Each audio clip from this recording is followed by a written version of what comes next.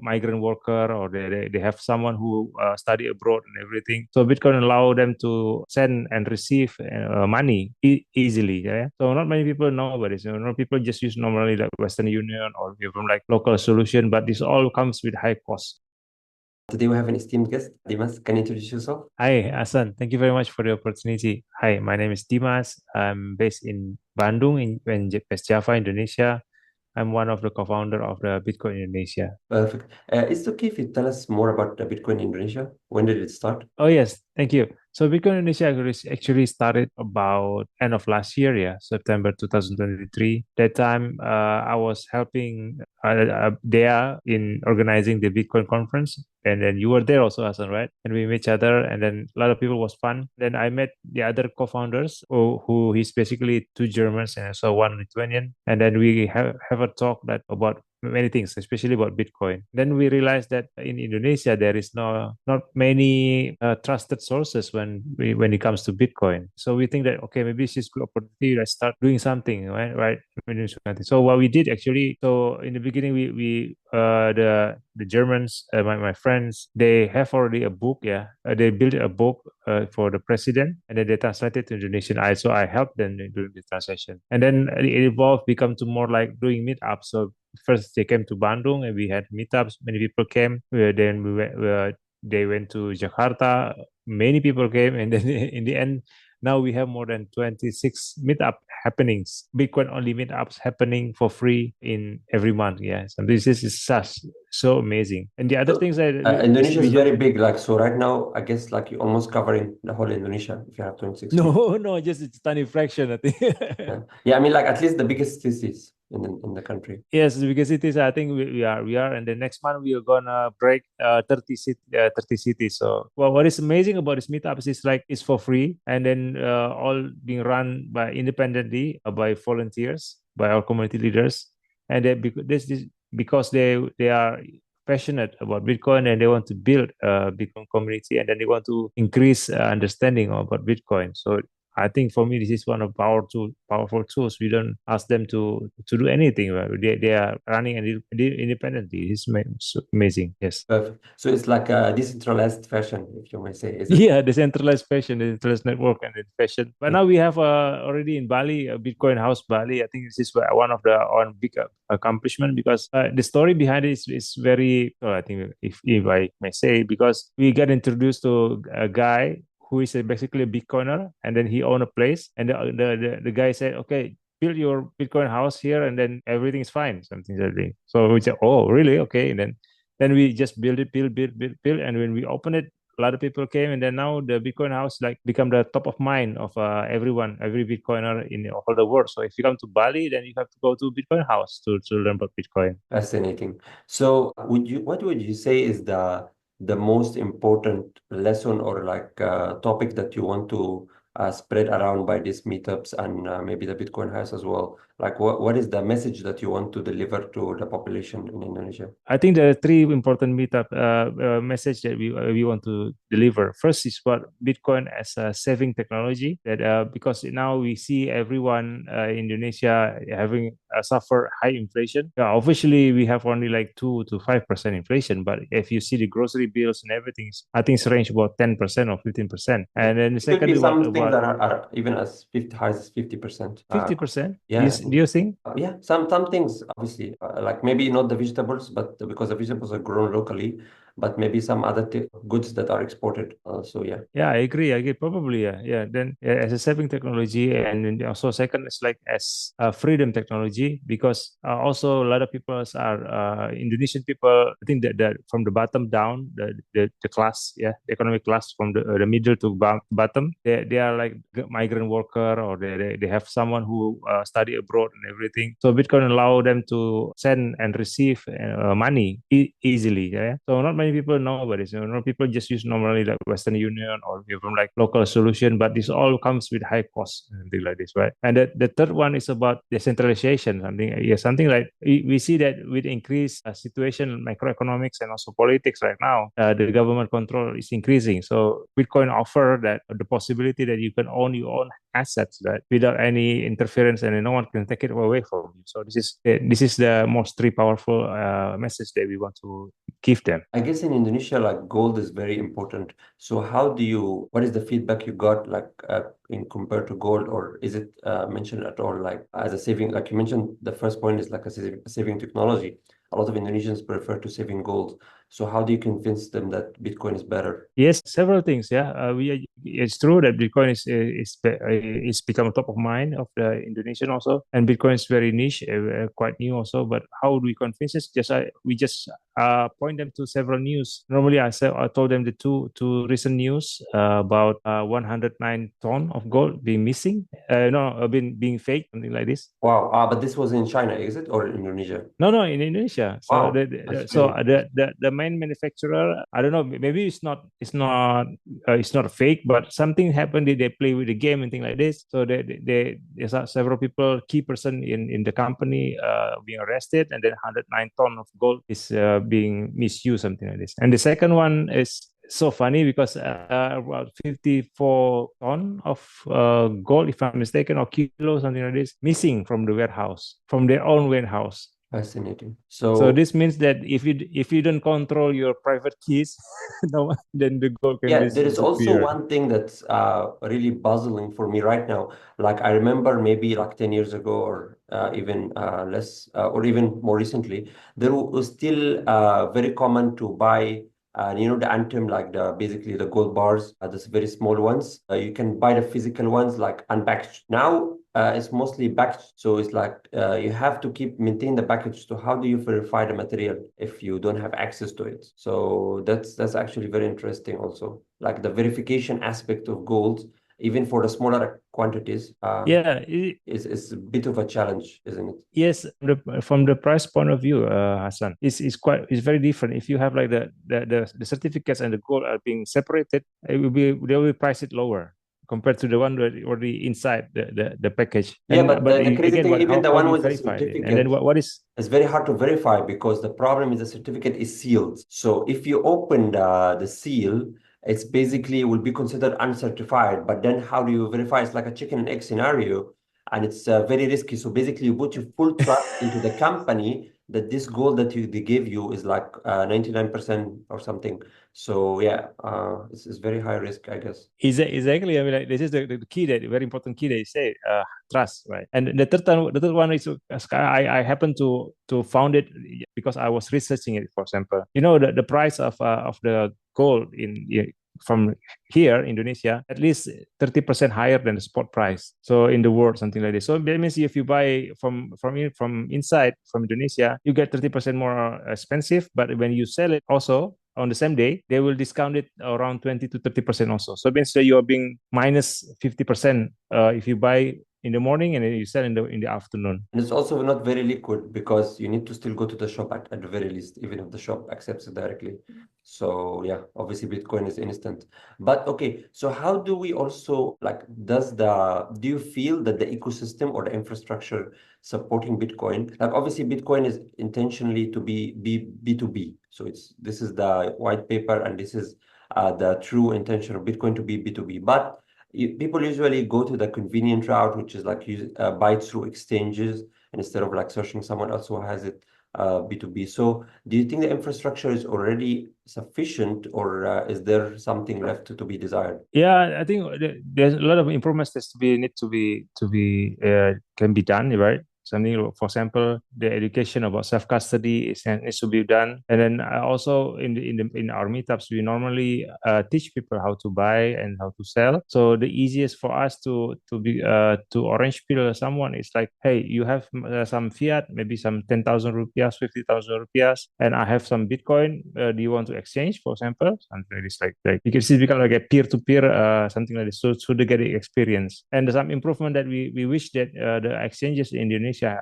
is doing is like where they should implement a Lightning network into to the exchange because not many people know that Bitcoin has developed so much that then people still think like Bitcoin is slow, Bitcoin is expensive, Bitcoin is like it's not cool, something like this, Yes, right? surprisingly, even some people within the Bitcoin community, they're not very aware of Lightning improvement. So they still have in mind the clunky way, but most apps now are very good. So yeah, it's good that the newcomers are just experiencing Lightning directly. Yeah, so we did it by asking people to download like wallet of Satoshi, for example, and then in our meetups, and then we just passing around or the sets and to see how fast it is, and then we explain them about the future what we Lightning can use. For example, we have this in the Bitcoin called Nostr, right? So you can become like a digital content creator, and basically with your creation, or maybe with this podcast or even like a video or something like this, you can get appreciation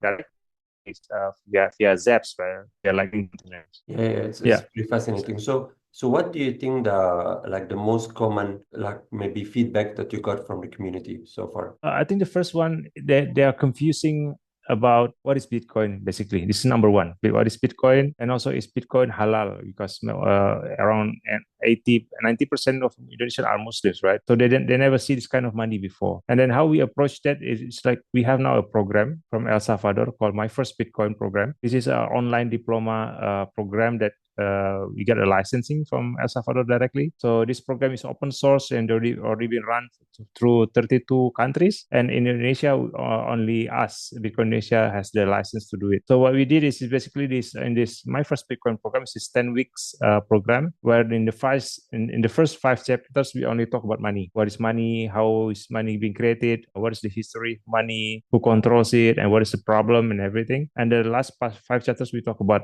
Bitcoin. Who is Bitcoin? What is history? Satoshi Nakamoto problem, the spending and everything. So we hope by we keep doing this to misconception now about what is Bitcoin, and then is Bitcoin haram or something like this. It can be slowly diminished. We cannot, yeah, we try also sometimes go to the higher level like government and everything. But Bitcoin, we know this guy as can support people already profit with this with current system. So we don't wish them to approach to adopt Bitcoin directly. So we just basically we want to go to the grassroots and build more education there. And do you have you seen any of the community like interesting in developing Bitcoin, like going to the next level in adoption, or is it mostly just only for saving? Oh yes, there are some people already approach me especially. They want to become developers and everything, and we actually prepared to launch this program in November next month. That we will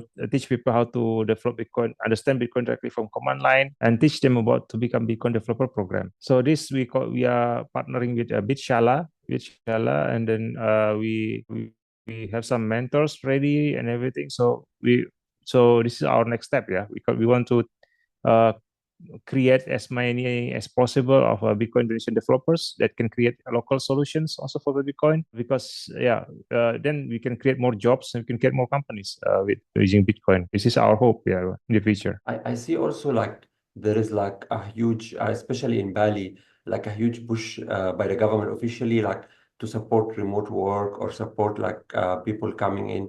Have this had any impact on Bitcoin communities there, or it's like still mostly local Indonesian in Bali? What do you mean Like by push? right now, like let's say the Bitcoin house that you mentioned, would you say that the community there is Mm. mostly local or foreign? In the beginning, it's more foreign, but now we are because we are doing offline my first Bitcoin. We have several local people also there. So in this part of island, not yeah, in Java Island and also whole Indonesia, around 99% is all in local. So they are community members. But Bali, is it still the biggest community, or what is your biggest community in Indonesia? I think the biggest community is our, if I can say, is our local. Yeah, maybe in Jakarta, in Surabaya, this is one of the biggest.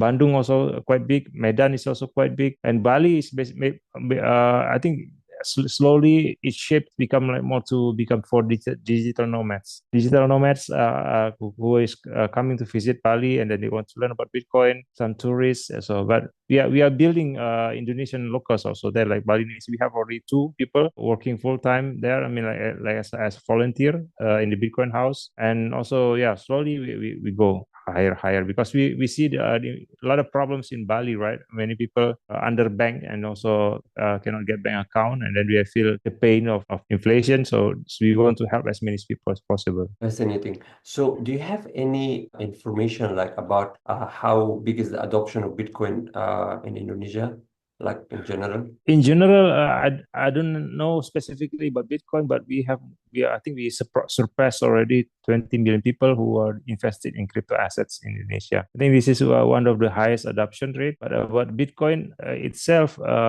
specifically, I don't have the data. Okay, so I think I get the sense from the Indonesian community in general, like whenever I talk to, like people in Indonesia are more to open to crypto in general, not just Bitcoin. So how do you balance this approach, like with the community? Like, do you focus on the Bitcoin only, or you try to attract We others? don't, yes. So we are 100% Bitcoin. I know this is hard, but we just want to hammer. I mean, people can do whatever they want in the end. This is their money and this is their time, right? So what we want to deliver is we want to be consistent, that we always give them the correct, accurate, and also measured knowledge about Bitcoin. So in the end, I think all of the Indonesian who involved in meme coins, altcoins, and many other projects, they have at least Bitcoin in their as their portfolio because they see Bitcoin as a safe place to save. So they even admitted that if I go degen for the term here, for the degenerated person who go all in, I always have Bitcoin when I profit. So because Bitcoin is the safest one, so they admitted that. So we have no problem with that. Yes. Fascinating. So, but you would say that the community that you're growing more into people who are totally novice. This episode is sponsored by DegreeSign. CoinExams platform was purpose-built by DegreeSign to be one of the best-performing platforms in the crypto space. DegreeSign is an agency developing web products with a long experience of building products from scratch for maximum performance and stability. Start today. Just email make@degreesign.com. To the whole ecosystem, or do you also have like attracting, like basically, are you fishing from the bond, or are you fishing from the people who already understand, have like some background on it, like, or are you getting people who totally novice to the idea? Yes, we different range, right? So first we want, yeah, we are also aiming for the very novice people. That's why we do meetups every month. We increase awareness for that. But we also have not collaborated. We met with people who are also already know about crypto and everything. And then yeah, so basically they come and they want to learn. They want to see how we are being called as Bitcoin maxis. So we are proud of that.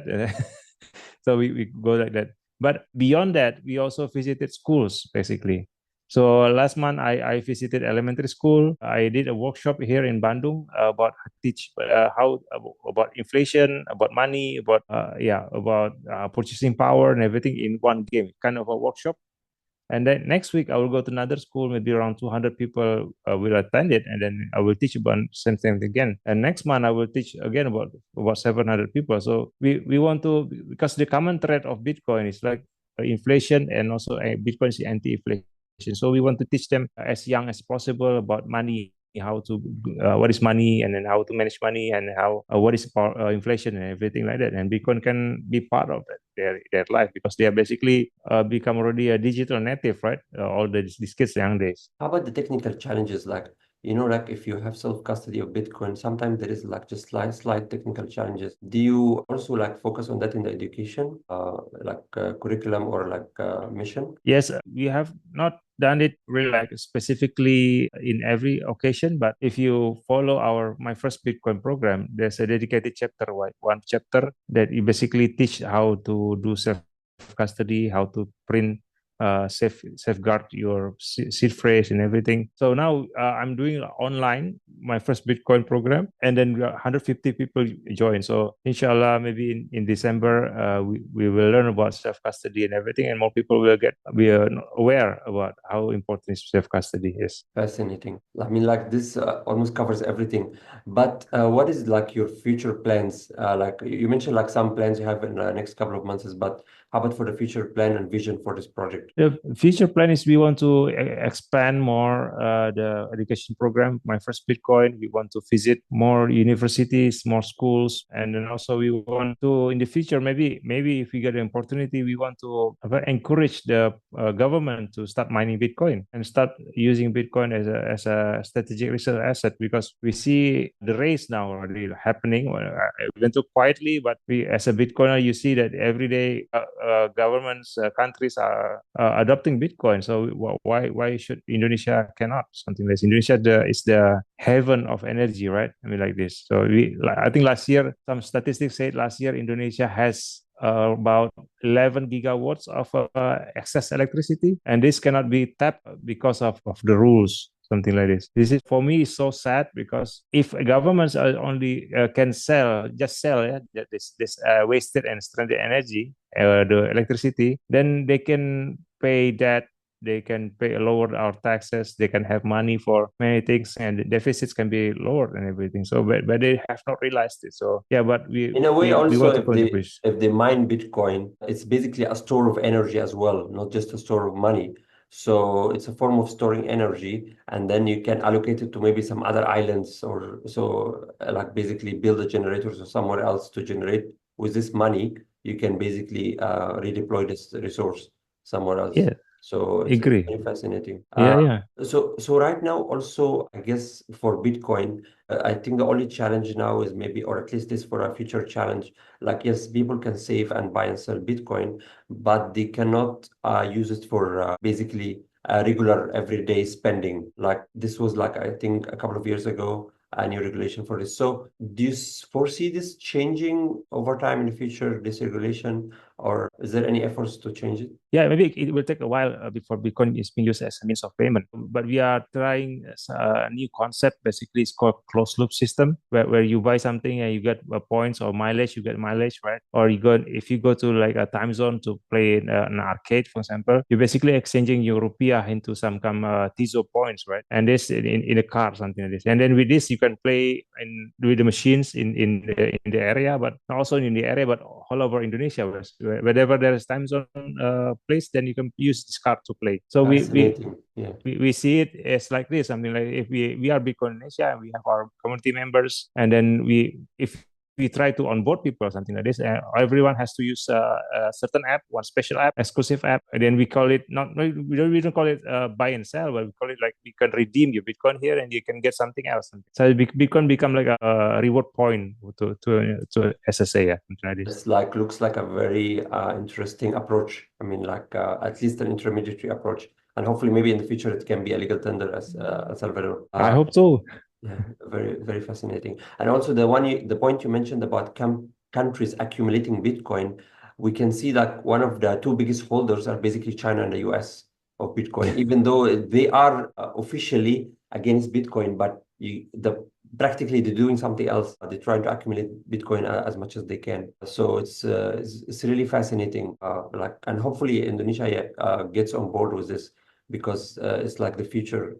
It's an event, like it's going to happen. It's just a matter of time. So interesting. So right now, like for this program or this project, do you have like a special website or a platform online as well for the people maybe to get in touch with it, at least get understanding before they go to the meetup? Yes, basically you can visit our website. We build a lot of time to build our website. It's called www.bitcoinindonesia.xyz. There you can explore it, and then we have our special section, education, that you can learn all about Bitcoin. Or you can follow us on Twitter, Instagram, and TikTok by the name of Bitcoin Indo 21. And There what you can is see. what is the best place to, because you mentioned I'll have a lot of meetups. So let's say someone is in the city and they want to visit one of these meetups. So what is the best way to find these meetups and stay up to date on them? Oh yeah, perfect. So you can go to this link www.bitcoinindonesia.xyz/tickets. So you will reroute it to Eventbrite, and then you see all our meetups there also. And then you mentioned all of the events are almost free, right? everything is free, and then you can join our Telegram group also, and then everything's free. So because we believe in Bitcoin ethos, FOSS, free and open source. So we are doing this. Do you mind me asking, like, so do you have any sponsored, or this just volunteer based? So we are based on donation and also by grants right now. So we have been, I think last time we got some grants from HRF, Human Rights Foundation, and we also get some one grant from OpenSats. Yeah, and it helped us to do this work. This is fascinating, and yeah, it's good like for the sustainability as well. So yeah, hopefully there's more where that come from, and like it's just actually a very sustainable project, because it's very important, and it's most likely it's just going to grow. Hopefully, inshallah, like it's and it's very helpful for Indonesia. Thank you so much for whatever you do. Thank you. And also all your team as well. It's such an amazing effort, and such a good vision as well, and like a very good purpose. So no wonder you got these grants. It's a very humanitarian mission, basically. To improve everyone's lives. Thank you so much. How about for yourself? Is there any place that people can get in touch with you? Yeah, people can get in touch with me in Telegram. Basically, I'm one of the admins that manage our Telegram group, Bitcoin Indonesia 21. So you can reach out to me, and then you can reach out to my Instagram also, Dimas Alfa. But yeah, basically, if you contact Bitcoin Indonesia, you are talking with me. So.